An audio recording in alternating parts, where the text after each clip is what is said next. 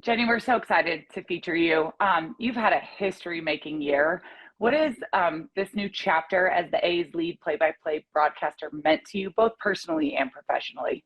Wow. I mean, you start, I guess, just going back to the time that it even became a possibility and thinking of the door that was opened for me, not on the vision board. I did not think I'd be doing play-by-play ever in my career when I started out in broadcasting and wanting to be a broadcaster. So that alone is kind of a cool story to think about all the people that led me to that moment, people that saw something in me that I would have never seen in myself and pushed me in that direction and even gave me the opportunity in Colorado to do it. And really, I always have to thank Allison B. Hill, who's the producer of the Rockies, for just being a visionary and saying, I want to do something different in this game.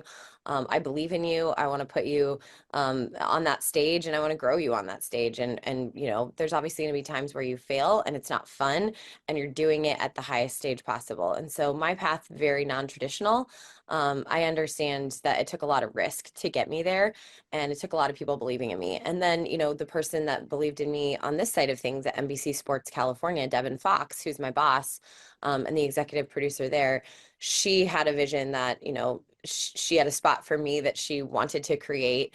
And we had talked for several years about different opportunities, not just with the A's, but with other teams that they have when possible jobs were coming open. And so this was the job at the right time, and this was the opportunity. And so for that door to be opened, so many people got me there, and I was just so grateful um, to be in that position, to be in that moment, and to have those relationships. And then to actually step through that door and say, I'm the lead play-by-play for a Major League Baseball team.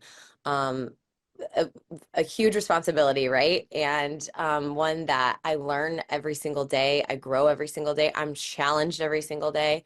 And those things you really have to embrace. We live in a world where you're under a microscope at all times. And when you do what we do, and you're a voice that doesn't sound like anyone else in the game, it's magnified. And so I had to learn really early that that thick skin I grew up with, all those boys I grew up with who always were telling me I couldn't play baseball and I did anyways, or I couldn't do this or that and I did anyways. I had to rely on kind of those moments of my life to be in my adult life and my career and growing my career to say, like, people take a chance on me. They believe in me. You have to believe in yourself and you got to keep moving forward. And so I think every single day you wake up with this excitement, this hope, this optimism. And to me, it's almost like a scorecard, really. This is what I love about baseball is every single game, like I flip my scorebook that's very busy and very full from the night before, and it's blank and it's open and anything can happen in the game up ahead. And so I really feel that way about my day to day and growing in this job. I love your analogy. I think it's so powerful. Life is a scorecard, and each day is a new day. It's so true. We all know the Rockies are struggling.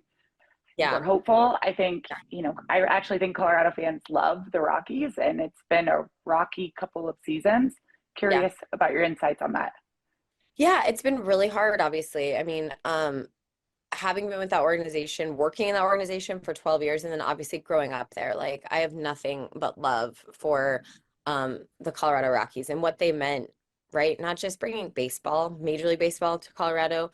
They brought revival to lower downtown. And like I'm a Denverite through and through. I'm a fifth generation Denver native. My grandpa, like thinking about the work that he did, and he used to work at the railroad and, now Union, like when you go down and you're there at Union Station, it's beautiful and it's redone. And like, there's Mhm. all these restaurants. And like, I just think I'm like, what would he think having grown up in this town in like the 20s and 30s and 40s? Like, what would he think of what Denver became and how special it is? And it really all centers around bringing Major League Baseball to Colorado. And that's crazy when you think about the impact, the economic impact, the city impact, the landscape impact, that decision that they've decided to bring a team in 1991 over and it started in 93. Like it's awesome to see the fruits of that labor. And so to know that that team ultimately has been in the place they've been in the last couple of years and the spiral that it turned into this year. It's sad. It makes me really sad.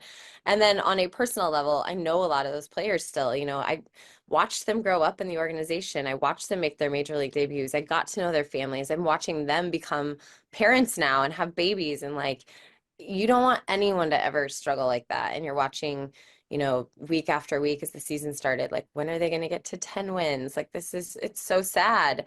And it breaks my heart for all of them for sure. Okay, the most important question of our interview. Do you eat the ballpark food? Oh man. Okay. And if you have one ballpark food that you can't resist, what is it? Oh, okay. That's a good question.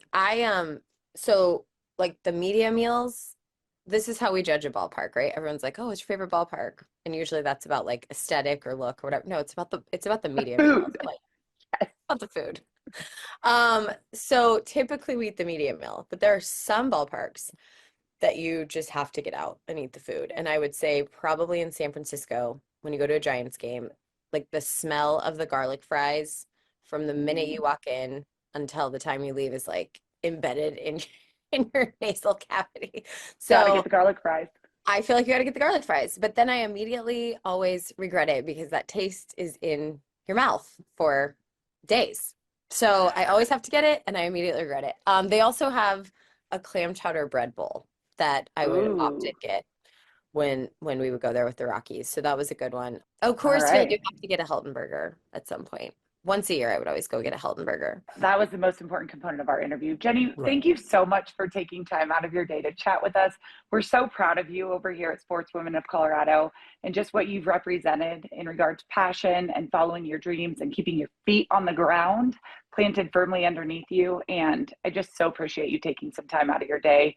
I know how busy you are and just absolute gratitude for you. Thanks, Jennifer. Appreciate it.